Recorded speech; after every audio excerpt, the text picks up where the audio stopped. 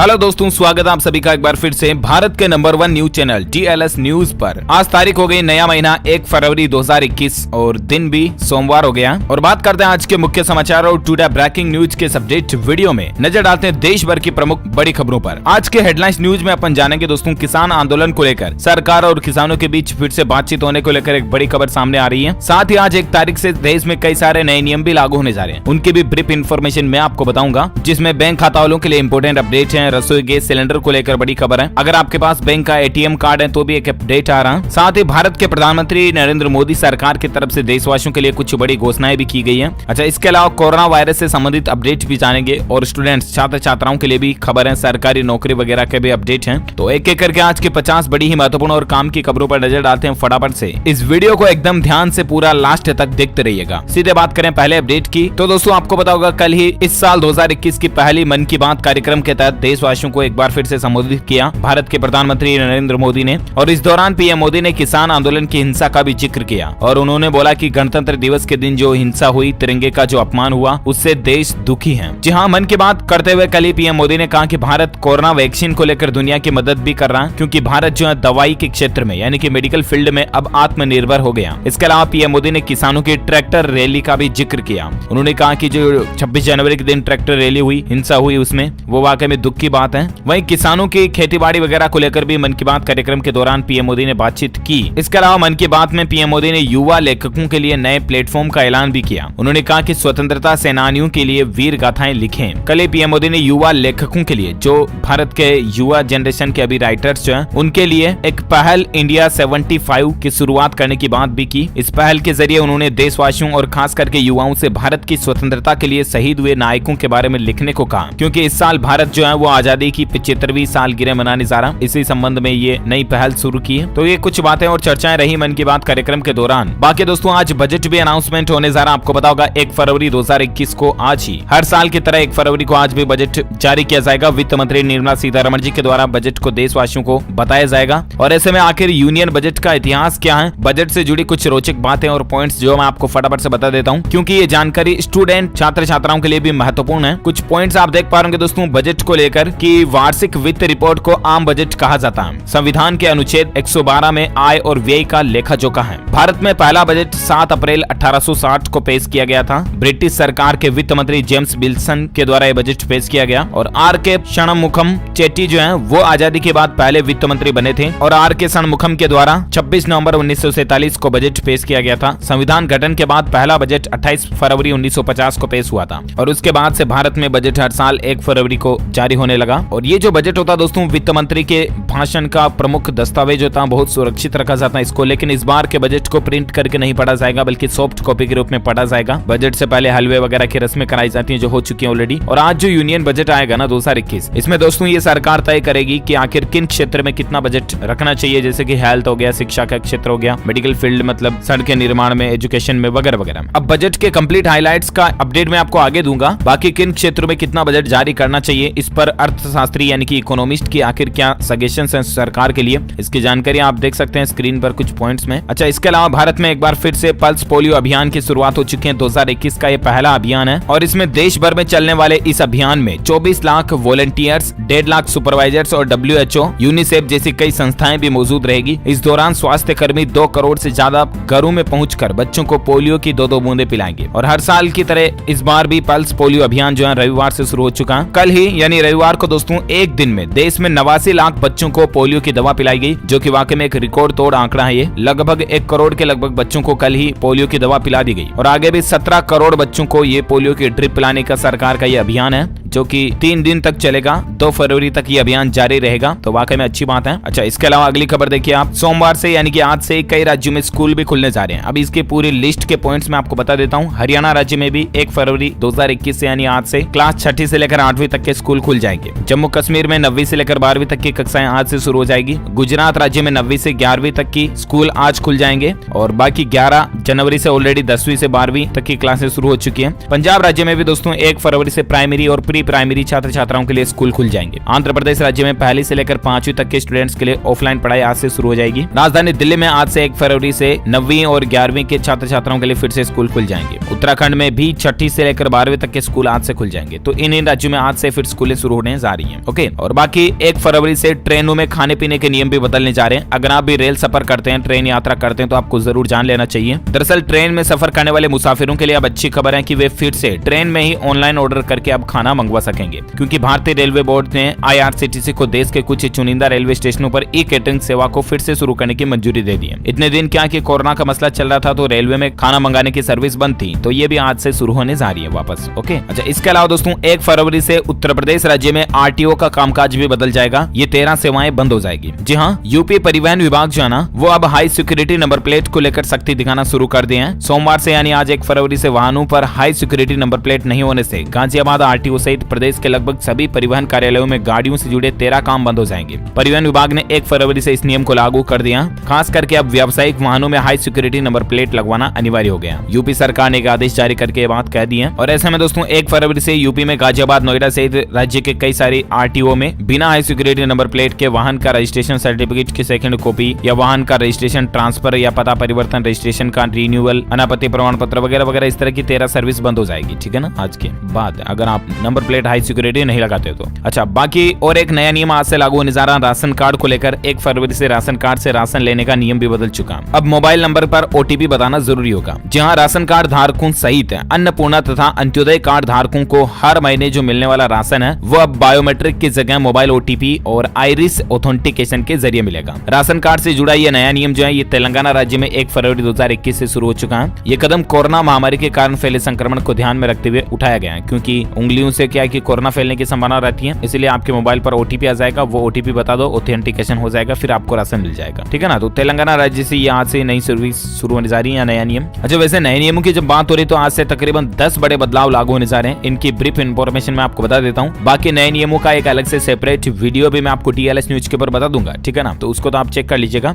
फिलहाल यहाँ अपन बात कर लेते हैं कि 1 फरवरी से क्या क्या बदलाव होने जा रहे हैं। तो देश का एक तो आम बजट पेश होने जा रहा है, जिसमें कई बड़े ऐलान होंगे सरकार की तरफ से। बजट का कंप्लीट हाइलाइट्स और इन्फॉर्मेशन अब वीडियो भी DLS पर आ चुका है, तो आप चैनल पर जाकर के देखिए आराम से। ठीक है ना, बाकी 1 फरवरी को रसोई गैस सिलेंडर के दाम भी बदलेंगे। मतलब कि हर महीने की पहली तारीख को LPG रसोई गैस सिलेंडर या कॉमर्शियल गैस सिलेंडर जो कि 19 किलो वाला आता है, और बाकी रसोई गैस सिलेंडर घरेलू जो आता है 14 किलो 200 ग्राम का, तो इनकी रेटों में हर महीने की पहली तारीख में बदलाव का अपडेट आता है। या तो रेटें घटती हैं, या तो रेटें बढ़ती हैं, या तो कई बार कोई बदलाव नहीं होता। तो इस बार भी 1 तारीख को क्या चेंजेस आते हैं, जो कोई भी अपडेट आएगा मैं आपको बताऊंगा अभी। और बाकी 1 फरवरी को पंजाब नेशनल बैंक के ATM से कैश नहीं निकलेगा, मैंने आपको बता दिया था। पंजाब नेशनल बैंक के जो ग्राहक है वो EMV ATM मशीनों से पैसे नहीं निकाल पाएंगे, यानी कि जो मैग्नेटिक स्ट्रिप वाले कार्ड से जो पैसे निकालने वाली मशीनें थी ना, तो उनसे अब पंजाब नेशनल बैंक के ग्राहकों का पैसा नहीं निकलेगा। ठीक है ना, और 1 फरवरी से आवागमन के लिए E-परमिट की जरूरत नहीं होगी। ये नियम भी लागू होने जा रहा है। 1 फरवरी से राज्यों के भीतर या एक राज्य से दूसरे राज्य में आवागमन पर किसी भी तरह की पाबंदी नहीं होगी। इसके लिए किसी भी तरह की अनुमति लेने की जरूरत भी नहीं होगी। और बाकी दोस्तों 1 फरवरी से सिनेमा हॉल 100% क्षमता के साथ खुलने जा रहे हैं, यानी कि देश भर में 100% कैपेसिटी के साथ में सिनेमा हॉल खुल जाएंगे 1 फरवरी 2021 से। कोरोना की नई गाइडलाइन भी जारी होने जा रही है। इतने दिन क्या था, 50% लोग ही सिनेमा हॉल थिएटर वगैरह में बैठ पाते थे, तो अब 100% कर दिया इनको भी। ठीक है ना, हालांकि फिर भी कुछ कोविड की जो रूल्स एंड रेगुलेशंस हैं उनको तो पालन करना ही होगा, जैसे कि मास्क लगाना, सैनिटाइजेशन वगैरह वगैरह। अच्छा, इसके अलावा मुंबई में 1 फरवरी से आम लोगों के लिए लोकल ट्रेनें भी शुरू होने जा रही है वापस। और 1 फरवरी से राशन कार्ड से लिंक होगा मोबाइल नंबर भी, जैसा कि मैंने अभी हाल ही में आपको बताया था। तेलंगाना राज्य में राशन कार्ड से आपका मोबाइल नंबर लिंक होगा और उस पर OTP आएगा, फिर ही आपको राशन मिलेगा। ठीक है ना, और 1 फरवरी को दोस्तों फ्रैंकलिन टेम्पलेशन पर सुप्रीम कोर्ट का फैसला भी आने वाला है। जी हाँ, 1 फरवरी को सुप्रीम कोर्ट जो है वो फ्रैंकलिन टेम्पलेशन म्यूचुअल फंड की 6 बंद स्कीमों के फंड्स के वितरण की प्रक्रिया तय करेगा। जी हाँ, दरअसल 23 अप्रैल को फ्रैंकलिन टेम्पलेशन म्यूचुअल फंड ने कुछ यूनिट धारकों के ई-वोटिंग प्रक्रिया के विरोध के बाद बंद कर दिया था, तो इस पर भी आज सुप्रीम कोर्ट का फैसला आने वाला है। बाकी 1 फरवरी से स्पाइस जेट की 20 नई डोमेस्टिक फ्लाइट्स भी शुरू होने जा रही है, और PMC बैंक के ग्राहकों के लिए 1 फरवरी तक ऑफर देने का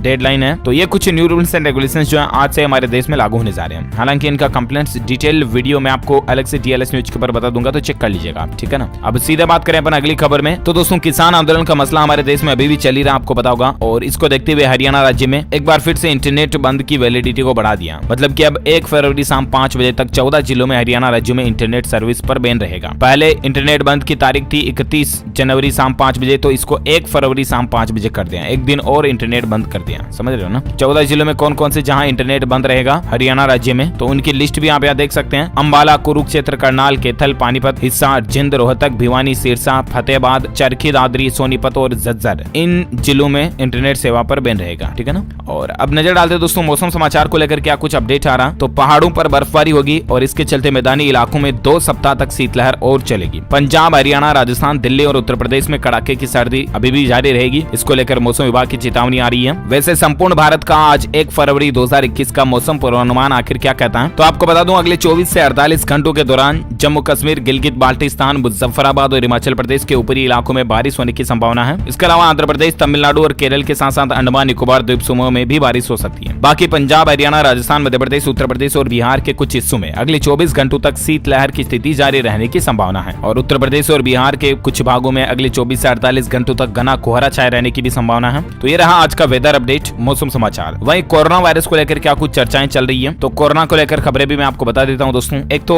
आपको पता होगा कि वैक्सीनेशन भारत में शुरू हो चुका है और अब तक कोरोना के टीकाकरण में 35 लाख से भी ज्यादा लोगों को वैक्सीन लग चुकी है। तो ये वाकई में अच्छी बात है कि टीकाकरण भारत में तेजी से चल रहा है। और कोरोना के टीके को लेकर आपको पता होगा कि एक तो गर्भवती महिलाओं के लिए और छोटे बच्चों के लिए जो नवजात शिशु हैं उनके लिए टीका तैयार अभी नहीं हुआ। तो सीरम इंस्टीट्यूट की तरफ से ये कहा गया दोस्तों कि 1 महीने के बच्चे को भी कोरोना की वैक्सीन दी जा सकेगी। अक्टूबर तक इस तरह की वैक्सीन या दवाई भी तैयार कर ली जाएगी, जिससे क्या कि 1 महीने के बच्चों को भी यानी कि नवजात बच्चों के लिए भी कोरोना के दवाई या टीका देने की जो मेडिसिन है वो बना दी जाएगी अक्टूबर तक, ठीक है ना। सीरम इंस्टीट्यूट की तरफ से ये बयान निकल कर आ रहा है, यानी कि अब बच्चों को भी कोरोना का टीका लग पाएगा। इसके अलावा भारत में कोरोना के आंकड़ों की बात करें तो राहत की बात है। पहले 24 घंटों में 6000 के लगभग नए मामले देखे गए और इसके बाद अभी कुल संक्रमित केस की संख्या जो भारत में 1,07,52,000 से भी ज्यादा हो चुकी है, जिसमें से 1,66,000 एक्टिव केस अभी भारत में बचे हुए हैं, यानी कि 1,66,000 सक्रिय हैं जिनका अभी इलाज चल रहा है। इसके अलावा कुल रिकवर्ड यानी कि ठीक हो चुके लोगों की संख्या 1,04,00,000 से भी ज्यादा हो चुकी है। वहीं दोस्तों भारत में कोरोना के कारण मरने वालों की कुल संख्या का आंकड़ा लगभग 1,54,000 से भी ज्यादा पहुंच चुका है। ओके, तो ये रहा भारत में एग्जैक्ट डेटा कोरोना का आंकड़ा। और वहीं कोरोना को लेकर दोस्तों देखिए अमेरिका में एक परमानेंट नियम बना दिया गया कि अब तो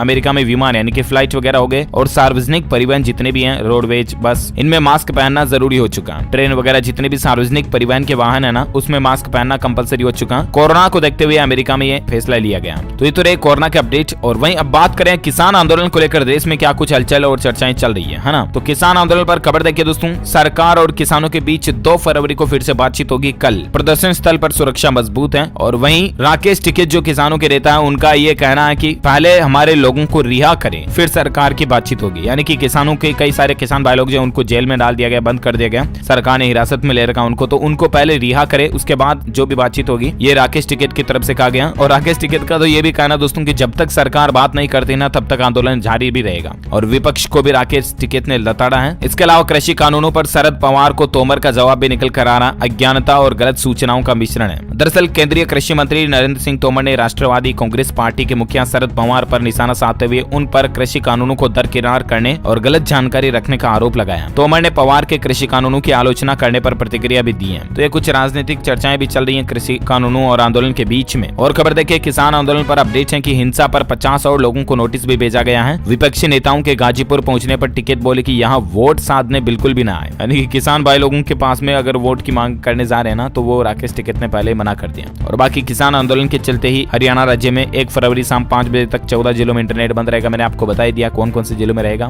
तो ये कुछ अपडेट किसान आंदोलन को लेकर चल रहे हैं। अब देखना ये होगा दोस्तों की 2 तारीख को, कल ही 2 फरवरी को किसानों और सरकार के बीच फिर से बातचीत होने जा रही है। और हम सभी यहाँ आशा करते हैं, उम्मीद करते हैं कि किसान भाई लोगों का समाधान निकल जाए और सरकार को जरूर कुछ न कुछ ऐसा कदम उठाना चाहिए कि किसान भाई लोग खुश हो जाए, उनका आंदोलन रोक दिया जाए, ताकि क्या है कि वो भी परेशान नहीं हो और सरकार भी बदनाम नहीं हो। राइट, तो कुल मिलाकर के देखते हैं अब कल 2 तारीख को किसान भाई लोगों और सरकारों के बीच क्या क्या बातचीत होती है। इसका भी मैं अलग से अपडेट वीडियो DLS न्यूज के ऊपर बता दूंगा आपको। तो इसके लिए आप मेरे साथ जुड़े रहेगा और इस चैनल को सब्सक्राइब करके बेल आइकन जरूर दबाए रखिएगा। वीडियो के नीचे लाल बटन मिलेगा ना आपको, तो उसको दबा करके सब्सक्राइब कर दीजिए और घंटे का बटन दबाकर ऑल नोटिफिकेशन ऑन कर दीजिए, ताकि आप हमारी DLS न्यूज फैमिली का एक हिस्सा बन जाओगे, जो कि वाकई में एक दमदार बात है। अच्छा, अपन नजर डालें अगली खबर में, जहां अपडेट देखिए दोस्तों आप 7 फरवरी को प्रधानमंत्री नरेंद्र मोदी जो वो पश्चिम बंगाल का दौरा करेंगे और पश्चिम बंगाल राज्य को 5,000 करोड़ रुपए की योजनाओं की सौगात भी देंगे। पीएम का ये दौरा इस वजह से भी अहम माना जा रहा है क्योंकि अप्रैल मई में पश्चिम बंगाल में विधानसभा चुनाव भी होने जा रहे हैं। भाजपा ने इन चुनाव में 200 से ज्यादा सीटें जीतने का लक्ष्य भी तय किया है। तो बाकी देखते हैं आगे और क्या चर्चाएं आती है। अब अपने ऐसा करते हैं ना दोस्तों, एक काम करते हैं यार, चलो पहले अपन कुछ एजुकेशन शिक्षा से संबंधित खबरें जान लेते हैं फटाफट से, ठीक है ना। तो अपडेट देखिए, एक तो मध्य प्रदेश बोर्ड ने हेल्पलाइन सर्विस शुरू की है, जहां पर विद्यार्थी अपने कोई भी सवाल जवाब पूछ पाएंगे। इसके लिए नंबर भी जारी कर दिया। दरअसल MP बोर्ड की तरफ से एक टोल फ्री नंबर जारी किया गया, जहां पर स्टूडेंट्स के दिमाग में अगर कोई भी क्वेरी है ना एग्जाम से संबंधित, परीक्षा बोर्ड एग्जाम से संबंधित, तो आप इन नंबर पर कॉल करके ले सकते हैं। हैं। सुबह 10 बजे से लेकर शाम 6 बजे तक कभी भी कॉल कर सकते हैं। नंबर क्या आप स्क्रीन पर देख पा रहे 180023300175 इस नंबर पर कॉल कर सकते हैं एमपी बोर्ड के स्टूडेंट। ओके,